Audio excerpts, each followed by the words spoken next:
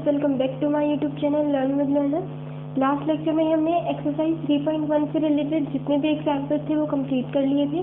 आज हम एक्सरसाइज 3.1 को स्टार्ट करेंगे। एक्सरसाइज 3.1 के फर्स्ट क्वेश्चन में हमसे क्या गिवन है, इन दी फॉलोइंग मैट्रिक्स। हमसे एक ए मैट्रिक्स गिवन है जिसके एलिमेंट्स है 2, 5, 19, -7, 35, -2, 5/2, 12 और √3, 1, -5 और 17। अब इस क्वेश्चन में हमसे तीन पार्ट गिवन है। फर्स्ट पार्ट में हमसे पूछा है कि ये जो गिवन मैट्रिक्स है इसका ऑर्डर क्या होगा। देखो ऑर्डर हम कैसे पता करते हैं, m क्रॉस n से, जहाँ m क्या होता है कि कितने नंबर ऑफ रोज है किसी मैट्रिक्स में, n क्या होता है कि कितने नंबर ऑफ कॉलम्स है किसी मैट्रिक्स में। और यहाँ पे हमें एक्चुअल में प्रोडक्ट नहीं करना होता है इनका। तो यहाँ पे अगर हम नंबर ऑफ रोज देखें, ये हो जाएगी रो 1, ये हो जाएगी रो 2, ये हो जाएगी रो 3, यानी कि हमारे पास रोज कितनी है 3 क्रॉस। कॉलम अगर देखेंगे तो ये हो जाएगी कॉलम 1, ये हो गई कॉलम 2, ये हो गई कॉलम 3 और ये हो गई कॉलम 4, यानी कि 3 क्रॉस 4 हो गया हमारे पास मैट्रिक्स का ऑर्डर। इसके सेकंड पार्ट में हमसे पूछा है द नंबर ऑफ एलिमेंट्स, यानी कि इस मैट्रिक्स में नंबर ऑफ एलिमेंट्स कितने होंगे। देखो यहाँ पे भी नंबर ऑफ एलिमेंट्स हम कैसे निकालते थे, number of rose into number of columns. यहाँ पे हमें एक्चुअल प्रोडक्ट करनी है इनकी, लेकिन ऑर्डर निकालते टाइम हमें यहाँ पे प्रोडक्ट नहीं करनी होती इनकी। अब हमें नंबर ऑफ रोज पता है 3 है, इनटू कॉलम्स पता है 4 है, 3 4 12, यानी कि इस मैट्रिक्स में टोटल कितने एलिमेंट्स होंगे, 12 एलिमेंट्स। अब हम इसका थर्ड पार्ट देखते हैं। फर्स्ट क्वेश्चन के थर्ड पार्ट में हमसे ना एलिमेंट्स फाइंड आउट करने हैं मैट्रिक्स को देख के। हमें फाइंड आउट करना है A1 3 एलिमेंट मैट्रिक्स का, A2 1 एलिमेंट, A3 3, A2 4 और A2 3। देखो लास्ट मैंने 2 वीडियोस इस चैप्टर से रिलेटेड डाली हैं और उनमें मैंने काफ़ी अच्छे से समझा दिया कि A1 3, A2 1, A3 3, A2 4, A2 3 इनका क्या मतलब है। A1 3 क्या है कि एक ऐसा एलिमेंट मैट्रिक्स का जो फर्स्ट रो और थर्ड रो में फर्स्ट रो और थर्ड कॉलम में लाई कर रहा है। A2 1 मतलब ऐसा एलिमेंट बताना है जो सेकेंड रो और फर्स्ट कॉलम में लाई कर रहा है। हम पहले एक एक करके सभी एलिमेंट्स को फाइंड आउट कर लेते हैं। A1 3 यानी कि ऐसा एलिमेंट जो फर्स्ट रो और थर्ड कॉलम में लाई कर रहा है। ये फर्स्ट रो हो गई हमारे पास और ये थर्ड कॉलम हो गई। थर्ड कॉलम में फर्स्ट रो का सिर्फ यही एक एलिमेंट है, यानी कि 19 एक ऐसा एलिमेंट हो गया जो फर्स्ट रो और थर्ड कॉलम में लाई कर रहा है। अब हम देखते हैं A2 1। A2 1 एक ऐसा एलिमेंट है जो सेकेंड रो और फर्स्ट कॉलम में लाई कर रहा है। सेकेंड रो और फर्स्ट कॉलम, सेकेंड रो और फर्स्ट कॉलम, एक 35 ही ऐसा एलिमेंट है जो सेकेंड रो और फर्स्ट कॉलम में लाई कर रहा है। अब हमें बताना है A33 एक ऐसा एलिमेंट जो थर्ड रो और थर्ड ही कॉलम में लाई कर रहा हो। ये हो गई हमारे पास थर्ड रो और कॉलम वही ये थर्ड -5 एक ऐसा एलिमेंट जो थर्ड रो और थर्ड कॉलम में लाई कर रहा है। A2 4 हमारे पास, इसका क्या मतलब है, ऐसा एलिमेंट जो सेकेंड रो और फोर्थ कॉलम में लाई कर रहा है। Second row and fourth column, second row and fourth column, यानी कि 12 एक हमारे पास ऐसा एलिमेंट हो गया जो सेकेंड और फोर्थ कॉलम में लाई कर रहा है। अब हमें फाइंड करना है A2 3 यानी कि एक ऐसा एलिमेंट जो सेकेंड रो और थर्ड कॉलम में लाई कर रहा है। सेकेंड रो और थर्ड कॉलम, क्या 5/2 एक ऐसा एलिमेंट है जो सेकेंड रो और थर्ड कॉलम में लाई कर रहा है। तो यहाँ पे हमारे पास एलिमेंट आ गया 5/2। अब हम देखते हैं एक्सरसाइज का सेकंड क्वेश्चन। सेकंड क्वेश्चन में हमसे पूछा है कि if a matrix has 24 elements, what are the possible orders it can have, what if it has 13 elements. हमें क्या करना कि एक मैट्रिक्स है जिसमें 24 एलिमेंट्स गिवन है, हमें बताना है कि इन 24 एलिमेंट्स को किसी भी मैट्रिक्स में हम कितने पॉसिबल ऑर्डर्स में अरेंज कर सकते हैं और कितने पॉसिबल ऑर्डर्स होंगे अगर 24 एलिमेंट्स की जगह किसी मैट्रिक्स में 13 एलिमेंट्स हो जाए। ठीक है, ये बिल्कुल एग्जाम्पल नंबर 2 या 3 आई थिंक बिल्कुल सेम उसी की तरह है। उसमें हमसे 8 एलिमेंट्स गिवन थे। हमने क्या किया, हमने देखा कि उस 8 को हम कितने और पॉसिबल वेज में लिख सकते हैं, जैसे कि 1 into 8, 2 into 4, 4 into 2 और 8 into 1। ये 4 ही पॉसिबल वेज थे जिनमें हम 8 को लिख सकते थे। वहाँ से हमने क्या देखा कि सिर्फ 4 ही ऐसे पॉसिबल ऑर्डर्स होंगे जिनमें हम उन 8 एलिमेंट्स को अरेंज कर सकते हैं। सिमिलरली हम यहाँ पे क्या देखेंगे, को हम देखेंगे कि और कितने वेज में हम लिख सकते हैं, 13 को हम देखेंगे कितने वेज में लिख सकते हैं। जितने टोटल वेज हमें मिलेंगे उतने पॉसिबल ऑर्डर्स हमारे पास हो जाएंगे, जिनमें हम 24 एलिमेंट्स को अरेंज कर सकते हैं और 13 एलिमेंट्स को अरेंज कर सकते हैं। तो पहले हम 24 एलिमेंट्स के लिए देखते हैं। 24 को हम कितनी वेज में लिख सकते हैं, देखो यहाँ पे रो लिख लेते हैं, यहाँ पे कॉलम, ठीक है।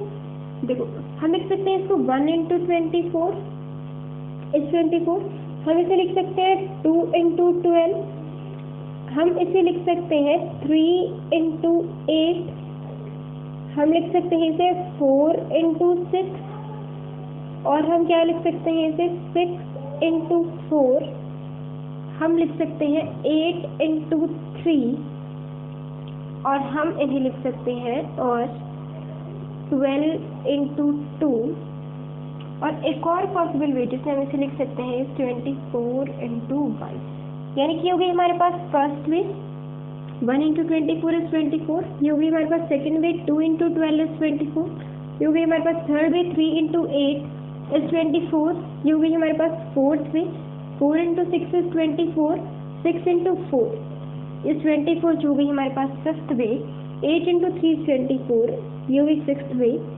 सेवेंथ वे हमारे पास हो गई 12 into 2 is 24, और जो एट्थ वे हमारे पास आई वो हो गई हमारे पास 24 into 1, यानी कि 8 ऐसे डिफरेंट वेज हैं जिनमें हम इस 24 को एक्सप्रेस कर सकते हैं। मतलब कि there are 8 possible orders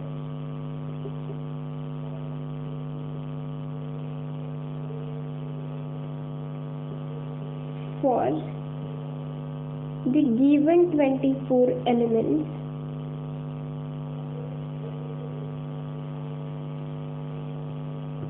in any matrix. Okay, अब सिमिलरली हम करते हैं 13 के लिए। ऐसी कितनी पॉसिबल वेज होंगी जिनमें हम 13 को एक्सप्रेस कर सकते हैं। हम यहाँ पे लिख लेते हैं R cross column, 1 into 13 is 13, 13 into 1 is 13। क्या यहाँ पे कोई और पॉसिबल वे है जिसमें हम मल्टीप्लाई करें जिनका तो 13 आए? ऐसी और कोई पॉसिबल वे नहीं है। तो यहाँ पे हम क्या करते हैं, you we first way second way, यानी कि देयर आर 2 पॉसिबल वेज, और we can say there are 2 possible orders.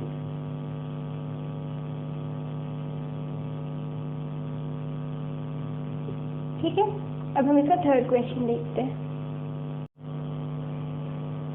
Question number 3 में हमसे क्या पूछा है, if a matrix has 18 elements what are the possible orders it can have, what if it has 5 elements. बिल्कुल ही question number 2 की तरह है, बिल्कुल सेम क्वेश्चन नंबर, सिर्फ डिफरेंस इतना है वहाँ पे 24 और 13 एलिमेंट्स के लिए हमें पॉसिबल ऑर्डर्स बताने थे, यहाँ पे हमें 18 और 5 एलिमेंट्स के लिए पॉसिबल ऑर्डर्स बताने हैं। अब देखो पॉसिबल ऑर्डर्स हमने क्वेश्चन नंबर 2 में कैसे निकाले, हमने देखा कि 24 को हम कितने डिफरेंट वेज में लिख सकते हैं, जितनी डिफरेंट वेज हमें मिली उतने ही पॉसिबल ऑर्डर्स हो गए। अब हम यहाँ पे 18 और 5 को वैसे डिफरेंट वेज में लिख के देखेंगे, जितने डिफरेंट वेज आ जाएंगे उतने हमारे पॉसिबल ऑर्डर्स आ जाएंगे। अब हम देखते हैं कि 18 एलिमेंट्स को हम कितनी वेज से लिख सकते हैं। 18 एलिमेंट्स के लिए अब हमें देखना है,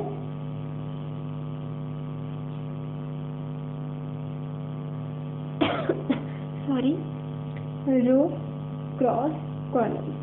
फर्स्ट वे हम देखते हैं, हम लिख सकते हैं 1 into 18, सेकेंड वे हम देखते हैं, हम लिख सकते हैं 2 into 9, थर्ड वे हम देखते हैं, हम लिख सकते हैं 3 into 6, फोर्थ वे हम देखते हैं, लिख सकते हैं 6 into 3, फिफ्थ वे अगर हम देखते हैं तो हम लिख सकते हैं 9 into 2, और अगर हम लास्ट वे देखें तो हम लिख सकते हैं 18 into 1। कितनी पॉसिबल वेज हुई हमारे पास, 1 2 3 4 5 6 ऐसी पॉसिबल वेज मिली हमें जिनमें हम 18 को एक्सप्रेस कर सकते हैं। इसका मतलब कि इसके लिए हमारे पास कितने पॉसिबल ऑर्डर्स हो जाएंगे, 6 possible orders. There are 6 possible orders. ठीक है, ऐसे ही अब हम देखेंगे 5 एलिमेंट्स के लिए।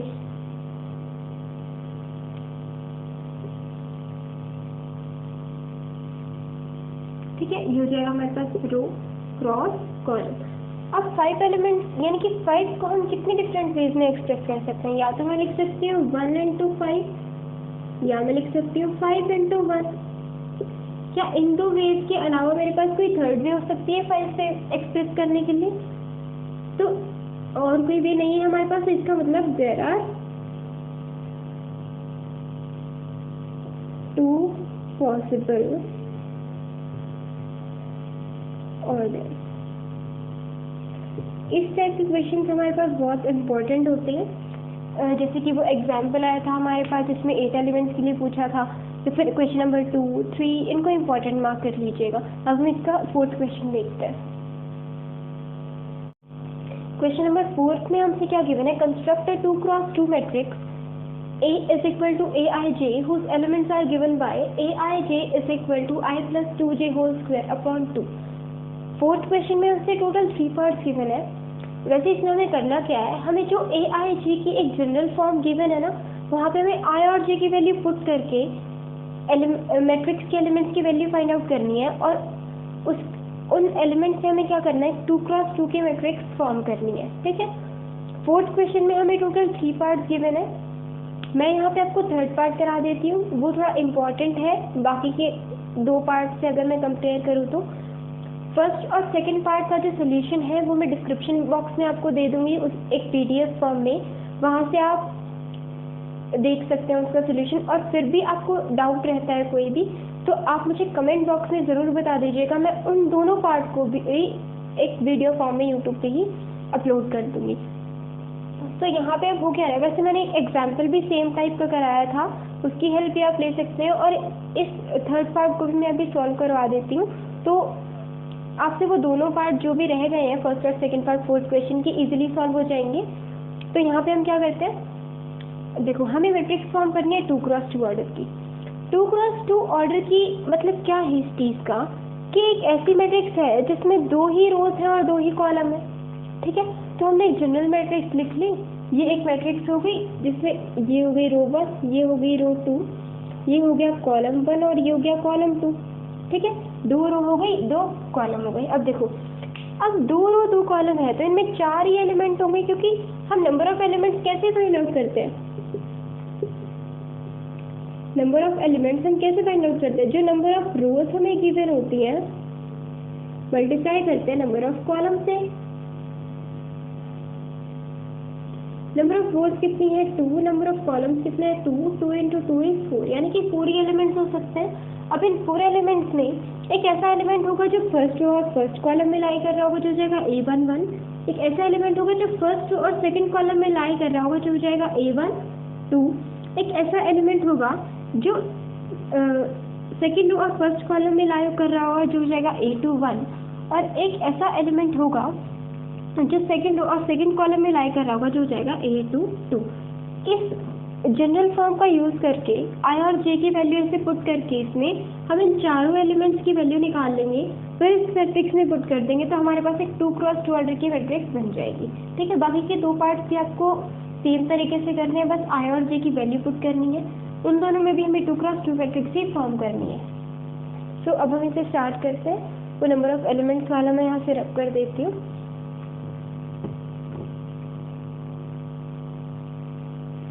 अब देखो, अगर मैं A11 फाइंड करूँ तो मतलब इसके लिए मेरे पास I की वैल्यू भी 1 और J की वैल्यू भी 1। I क्या होता था, जो पर्टिकुलर रो जिसमें वो एलिमेंट लाई कर रहा है, और J क्या होता था, पर्टिकुलर कॉलम जिसमें वो एलिमेंट लाई कर रहा है।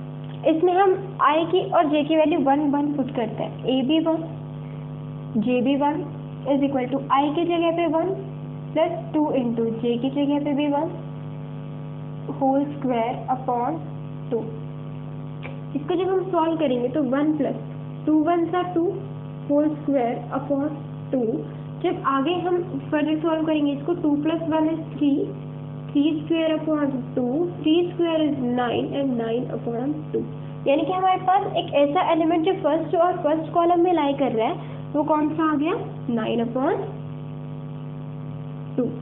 अब हम फाइंड करते हैं A12 एलिमेंट, यानी एक ऐसा एलिमेंट जो फर्स्ट रो और सेकंड कॉलम में लाई कर रहा है। अब हम फाइंड करेंगे A12, यानी कि I की वैल्यू इसके लिए क्या हो गई 1 और J की वैल्यू क्या हो जाएगी 2, क्योंकि ये एक फर्स्ट रो में लाई कर रहा है और सेकंड कॉलम में लाई कर रहा है। अब हम यहाँ पे आई और जे, आई की वैल्यू 1 और जे की वैल्यू को 2 पुट कर देते हैं। यहाँ पे हो जाएगा हमारे पास A12 इज इक्वल टू आई की वैल्यू हो गई 1 प्लस 2 इंटू जे की वैल्यू हो गई 2 whole square upon 2। A12 is equal to 1 plus 2 into 2 is 4 whole square upon 2। इसको जब हम फर्दर सॉल्व करेंगे तो ये हो जाएगा 1 plus 4 is 5 square upon 2। A12 is equal to 5 square is 25 upon 2। यानी कि ऐसा एलिमेंट जो फर्स्ट और सेकंड कॉलम में लाई कर रहा है वो कौन सा हो गया हमारे पास 25 अपॉन 2। ठीक है, अब हम ऐसा एलिमेंट फाइंड करेंगे जो सेकंड रो और फर्स्ट कॉलम में लाई कर रहा है, यानी कि A21। इसको रब कर लेते हैं हम। अब हमारे पास सिर्फ 2 एलिमेंट्स फाइंड करने के लिए बच गए हैं, जो है A21 जो सेकंड रो और फर्स्ट कॉलम में लाई कर रहा है, और दूसरा है A22 जो सेकंड रो और सेकंड कॉलम में लाई कर रहा है।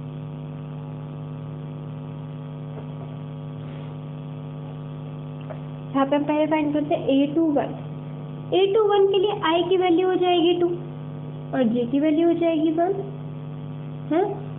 अब देखो यहाँ पे इस गिवन जनरल फॉर्म में हम I की वैल्यू 2 और J की वैल्यू को 1 पुट करेंगे, यानी कि A21 is equal to I की value is 2 plus 2 into J की वैल्यू 1 होल स्क्वायर अपॉन 2। तो जब फर्दर सॉल्व करेंगे ये हो जाएगा 2 प्लस 2 1 सा 2 whole square upon 2। 2 plus 2 is 4 square upon 2 4 square is 16 upon 2। जब हम 16 को 2 से कैंसिल आउट करेंगे हमें 8 मिल जाएगा, यानी कि एक ऐसा एलिमेंट जो सेकंड रो और फर्स्ट कॉलम में लाई कर रहा है वो हो जाएगा हमारे पास 8। ठीक है, अब हम A22 फाइंड करते हैं, यानी कि एक ऐसा एलिमेंट जो सेकंड रो और सेकंड कॉलम में लाई कर रहा है।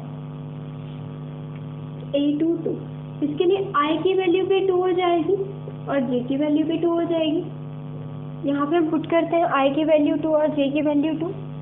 A22 is equal to 2 plus 2 into 2 का whole square upon 2। A22 is equal to 2 plus 2 to the 4 का होल स्क्वायर अपॉन 2।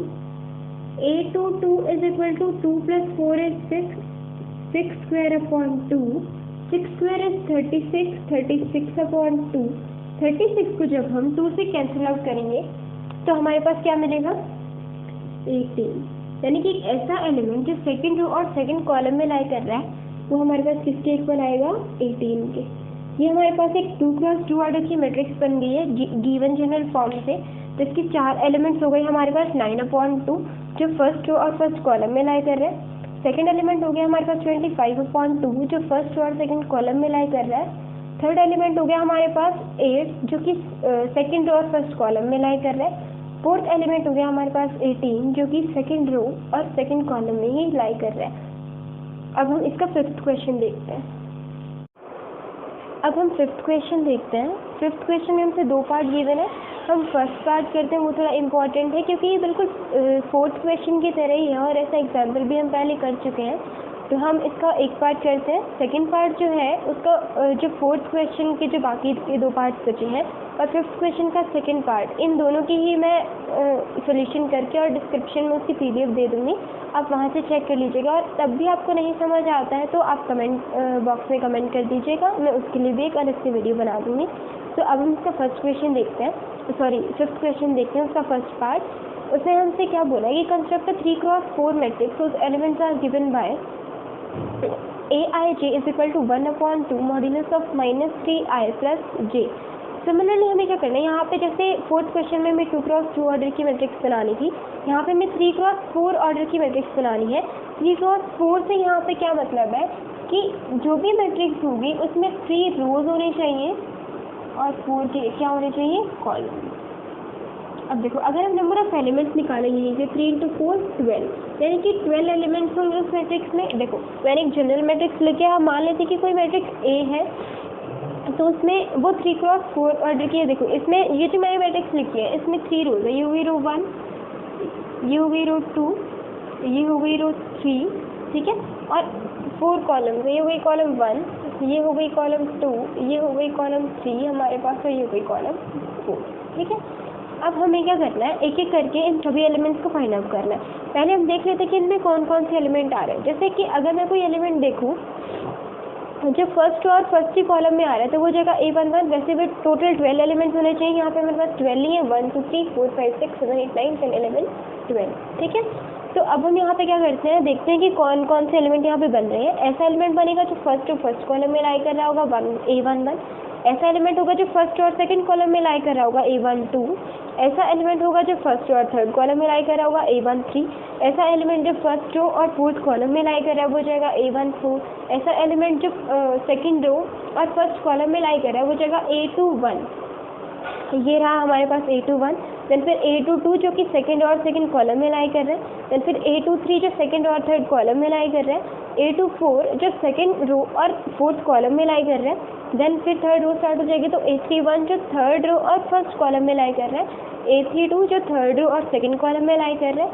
A33 जो थर्ड रो और थर्ड कॉलम में लाई कर रहा है। A34 जो थर्ड रो और फोर्थ कॉलम में लाई कर रहा है। इन सभी 12 के 12 एलिमेंट्स की हमें गिवन जनरल जो फॉर्म है AIJ की उसे फाइंड आउट करनी है, इन सभी की वैल्यूज़, और फिर हम इस मैट्रिक्स में पुट कर देंगे तो हमारे पास एक 3x4 ऑर्डर की मैट्रिक्स बन जाएगी। अब जो जनरल फॉर्म गिवन है वो I और J की फॉर्म में गिवन है। I क्या था, पर्टिकुलर नंबर ऑफ रो, और J क्या था, पर्टिकुलर नंबर ऑफ कॉलम जिसमें कोई भी एलिमेंट आ रहा है, किस रो या किस कॉलम में कोई भी एलिमेंट आ रहा है। अगर हमें वो पता लग गया तो हम इजीली उसकी वैल्यू फाइंड आउट कर सकते हैं। अब हम क्या करते हैं, वैल्यूज फाइंड आउट करना स्टार्ट करते हैं और 3x4 ऑर्डर की मैट्रिक्स कंस्ट्रक्ट करते हैं। इसे रख कर लेते हैं।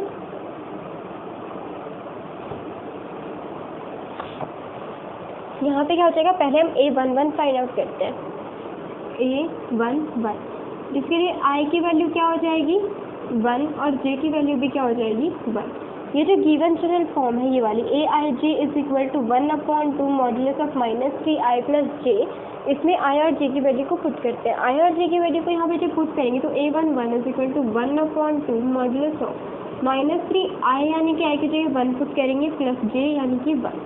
A11 इज इक्वल टू 1/2, ये हो जाएगा -3 plus 1। A11 is equal to 1/2 plus minus minus and -3 plus 1 is -2। Mod है तो -2 इज 2 हो जाएगा। अब 2 से 2 कैंसिल आउट हो जाएगा, हमारे पास बचेगा 1। यानी कि A11 जो एलिमेंट आया, ऐसा एलिमेंट जो फर्स्ट रो और फर्स्ट कॉलम में लाई कर रहा है वो कैसा हो गया, मतलब वो किसके इक्वल हो गया 1 के इक्वल। यहाँ पे हम A11 को रख करके 1 रख देते हैं। अब हम सिमिलरली A12 फाइंड आउट करते हैं। ऐसा एलिमेंट जो फर्स्ट रो और सेकेंड कॉलम में लाई कर रहा है।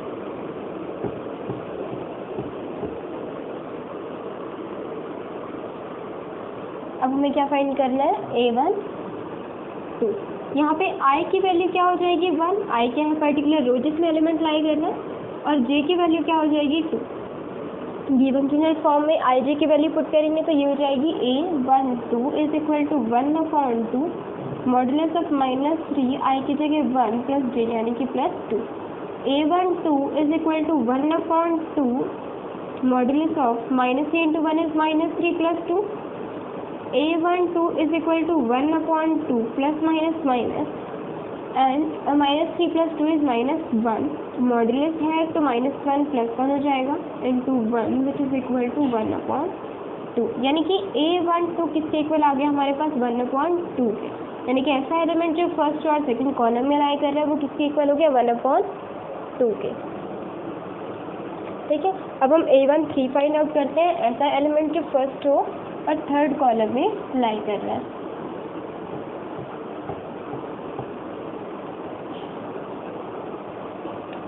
A13 यहाँ पे हो जाएगा, जहाँ पे जिसके लिए I की वैल्यू क्या हो जाएगी 1 और J की वैल्यू क्या हो जाएगी 3। इसे पुट करते हैं गिवन जनरल फॉर्म में, I की वैल्यू 1 और J की value 3। A13 is equal to 1/2 modulus of -3 I की जगह पे 1 प्लस J की जगह पे 3। A13 is equal to 1/2 -3 into 1 modulus of -3 into 1 is -3 plus 3। A13 is equal to 1/2 and -3 + 3 is 0, mod 0 0, यानी कि A13 is equal to 1/2 into 0 which gives us 0। यानी कि ऐसा एलिमेंट जो फर्स्ट और थर्ड कॉलम में लाई कर रहा है वो किसके इक्वल आ गया, 0 के इक्वल। यहाँ पे हम इसकी वैल्यू 0 पुट कर देते हैं। अब हम A14 की वैल्यू फाइंड आउट करते हैं, यानी कि ऐसा एलिमेंट जो फर्स्ट रो और फोर्थ कॉलम में लाई कर रहा है। जो गिवन जनरल फॉर्म है Aij की, उसमें हम क्या पुट कर देंगे, i की वैल्यू 1 और j की वैल्यू 4। यानी कि A14 के लिए हमें क्या करना है, i की value 1 and j is equal to 4।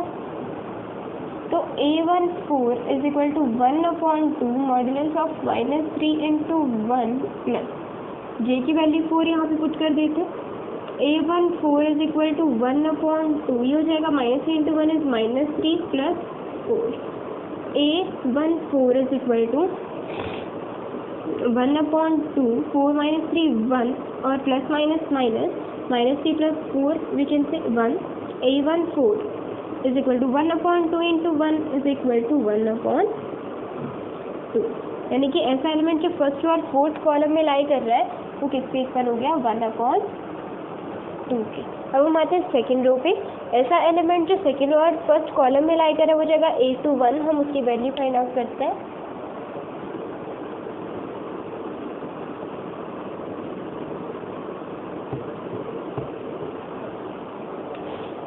A21, अब इसके लिए i की वैल्यू 2 क्योंकि ये सेकंड रो में लाई कर रहा है और j की वैल्यू 1 क्योंकि ये फर्स्ट कॉलम में लाई कर रहा है। गिवन जनरल फॉर्म में हम ये दोनों वैल्यूज पुट करेंगे अगर, तो 1/2 मॉडुलस ऑफ -3 i की जगह पे 2 प्लस j की जगह पे 1।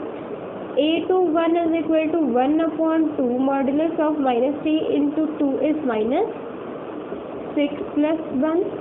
A21 is equal to 1/2 which is equal to -6 + 1 is -5 plus minus minus and बड़े डिजिट के आगे जो साइन होता है वही लगता है। तो A21 मॉड है इसलिए ये पॉजिटिव हो जाएगा 5 and 1/2 into 5 is equal to 5/2। यानी कि ऐसा एलिमेंट जो सेकेंड रो और फर्स्ट कॉलम में लाई कर रहा है वो किसके इक्वल हो जाएगा, 5/2 के। अब हम ऐसे एलिमेंट की वैल्यू फाइंड आउट करेंगे जो सेकेंड और सेकेंड कॉलम में लाई कर रहा है विच इज A22, यानी कि यहाँ पे i की वैल्यू भी 2 हो जाएगी और j की वैल्यू भी कितनी हो जाएगी, 2।